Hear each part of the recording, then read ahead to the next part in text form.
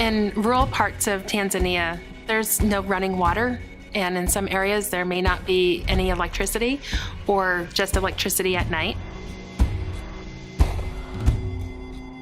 They are teaching the way they were taught back in the 1960s and even earlier than that.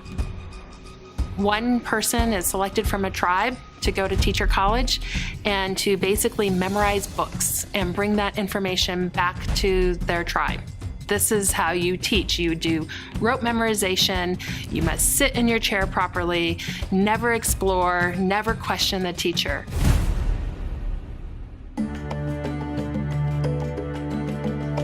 Most of the teachers had been teaching for 10 to 20 years, and this was their first professional development or additional training since they had graduated. And so here we were trying to give them new techniques, really trying to help the teachers understand that we all have different learning styles that we prefer: visual, auditory, reading, writing, and kinesthetic.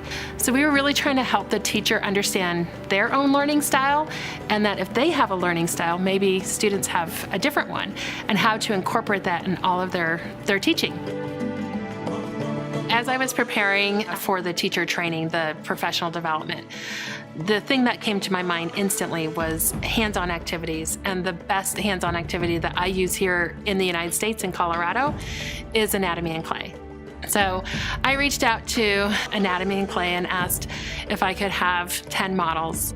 They told me, no, we don't want to give you 10 models, we want to give you 20.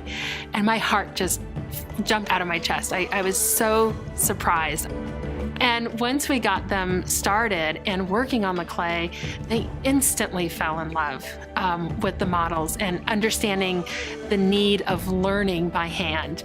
They were able to, make the brachialis, but if they made it wrong, they could take it off and start over. And it was a beautiful, organic way of learning for them.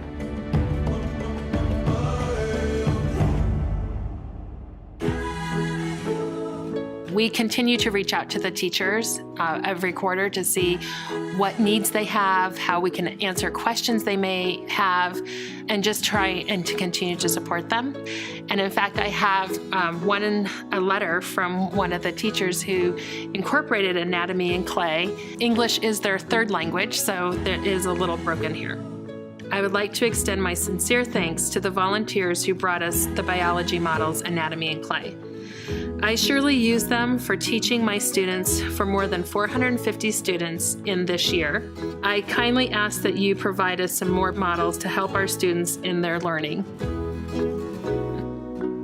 We thought this would be a really great way to not only help improve students' knowledge, but make their future more successful, and that they can have a dream of becoming an engineer or a scientist or a mathematician. It's really more about teaching people to become more empowered.